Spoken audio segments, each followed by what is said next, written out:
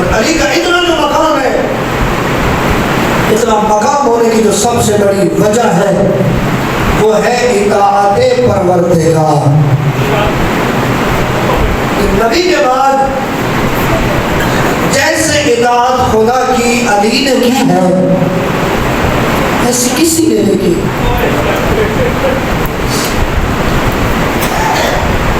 اب اطاعت کی حد نہیں ہے کہ وہ ہستی جو جانتی ہے آج میں جاؤں گا تو ضرب لگ جائے گی۔ اس جملے کو سن لیجیے گا، جب اس پہ غور کریں گے تو پھر مجھے کہنا نہیں پڑے گا، خود بخود آپ کی آنکھوں میں آنسو آئیں گے۔ یہ کیسے ہو سکتا ہے؟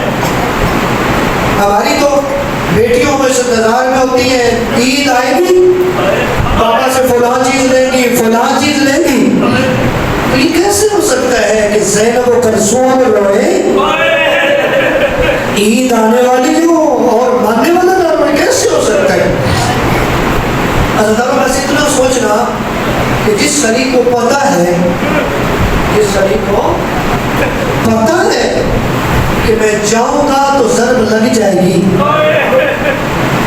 وہ پھر بھی گیا، وہ ہستی پھر بھی گئی، اور روکنے والوں نے روکا بھی، خود بیٹی نے روکا، اجرکم اللہ۔ اور علماء بیان فرماتے ہیں کہ بیٹی مجھے نہ روکو، جناب رسول کائنات نے جس دن کا وعدہ کیا تھا،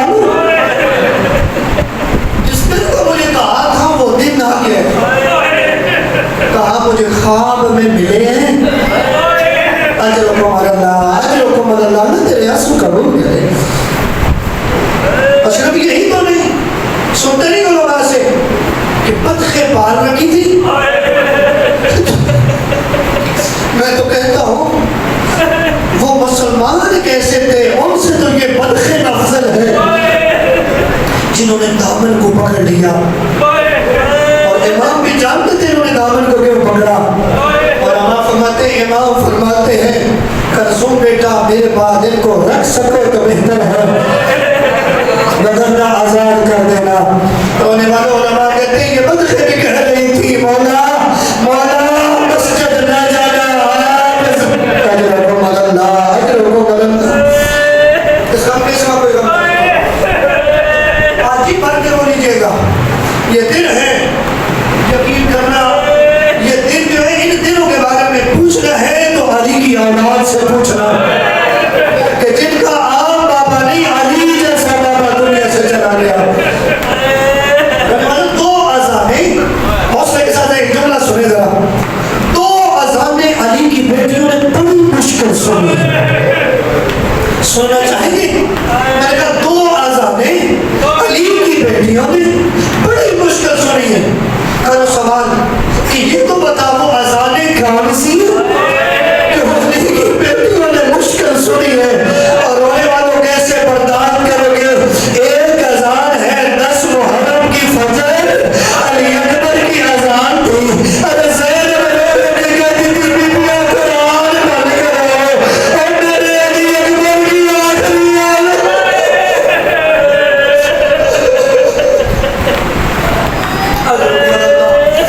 اجرکم اللہ، اجرکم اللہ۔ دعائیں مانگ لینا، مالک بانیان کے پرسے کو قبول کریں، مالک بانیان کے مرحومین کے درجات بلند کریں۔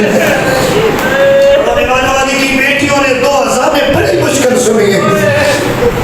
ایک اذان 10 محرم فجر کی اذان، علی کی بیٹیوں سے پوچھیں کتنی مشکل اذان تھی، اور رونے والے دوسری کون سی اذان ہے جو علی کی بیٹیوں نے مشکل سنی، اور رونے والے دوسری اذان ہے 19 ماہ رمضان کی فجر کی اذان۔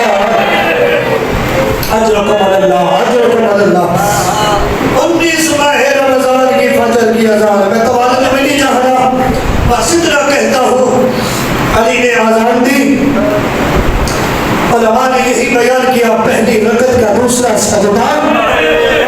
اب جو سیدہ مجھے معاف کر دینا مشکل جملے ہیں، پہلی رکعت کا دوسرا سجدہ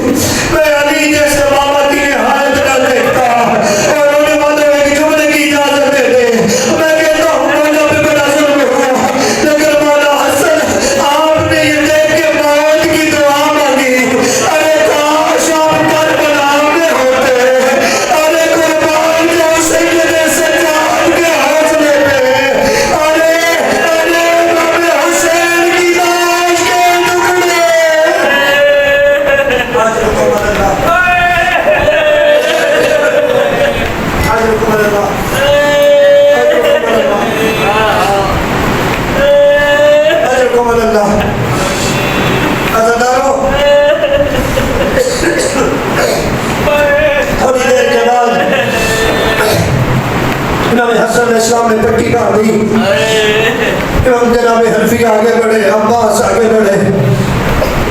रोने वाले जख्मी को प्यास होती है ना, उलमा कहते हैं कि बेटियों में शर्म करें। इतने तक अबू रमान इब्न मुलजिम मलऊन वो पकड़ी के आ गया।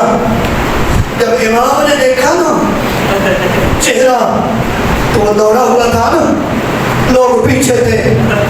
इमाम ने कहा मेरा कातिल प्यासा है, इससे पहले पानी पिलाओ। कहा इससे पहले पानी पिलाओ।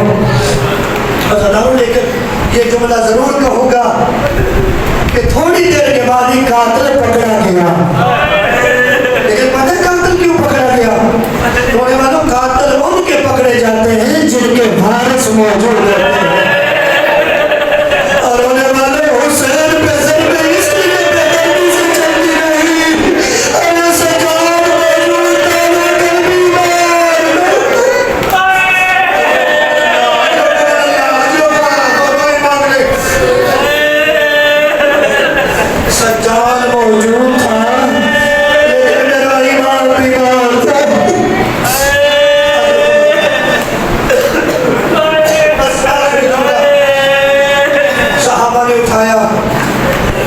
बेटों ने उठाया, एक चादर के ऊपर उठा के ला रहे थे।